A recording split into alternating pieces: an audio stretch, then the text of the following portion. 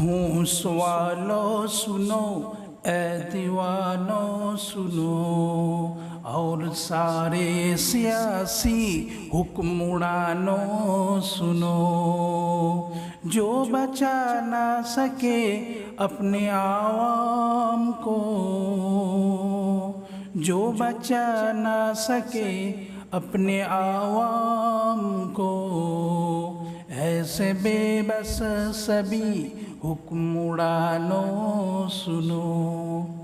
তাই আমাদের ভাইদের বলে যাই, যারা পশুসুলভ আচরণ করে, নিরীহ মানুষদের উপরে অত্যাচার করে, অসহায় মানুষগুলোর উপরে তাদেরকে লাঞ্ছিত করে, তাদেরকে বঞ্চিত করে, তাদেরকে বলি আপনি যে কষ্টগুলো দেন তাদেরকে, আপনি যে অত্যাচারগুলো তাদের উপরে করেন, যখন আপনার উপরে সে অত্যাচারগুলো আসে, যখন আপনার প্রিয় মানুষের উপর অত্যাচারগুলো আসে, আপনার ভালোবাসার মানুষের উপর অত্যাচারগুলো আসে, আপনার ছেলে মেয়েদের উপরে অত্যাচারগুলো আসে, আপনার পরিবার পরিজনের উপরে যখন অত্যাচারগুলো আসে, তখনই আপনি অনুভব করতে পারেন সেই কষ্টটা কীরকম।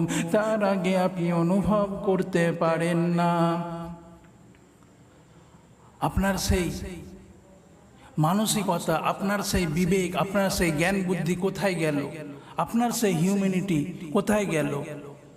আপনার সেই মানবিকতা কোথায় গেল?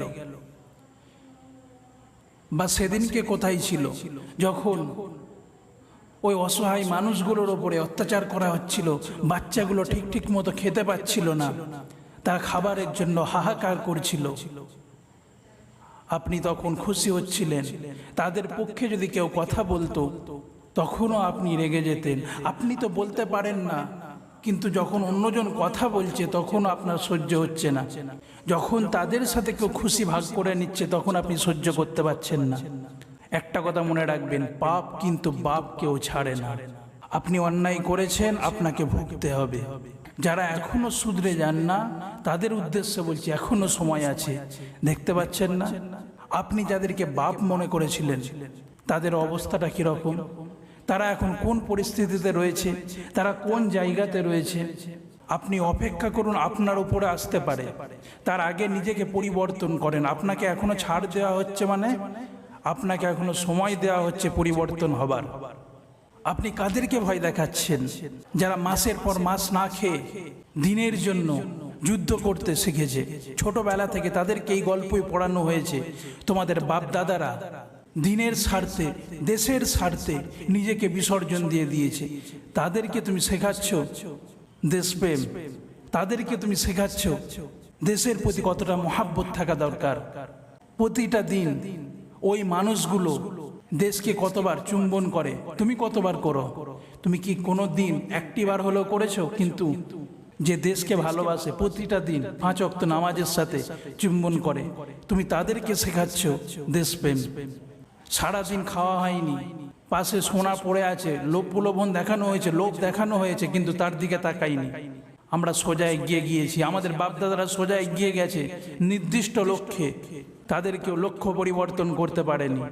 আমরা সামান্য টাকা পয়সার জন্য নিজেকে বিক্রি করে দিই না, নিজেকে বিলিয়ে দিই না। যেটা ন্যায় তার পক্ষে কথা বলি, যেটা সত্য তার পক্ষে কথা বলি। আপনি ভাবছেন কি যে অসহায় মানুষগুলোর উপর অত্যাচার করে আপনি নিজেকে মানুষ বলে পরিচয় দেবেন? দেখতে পাচ্ছেন না?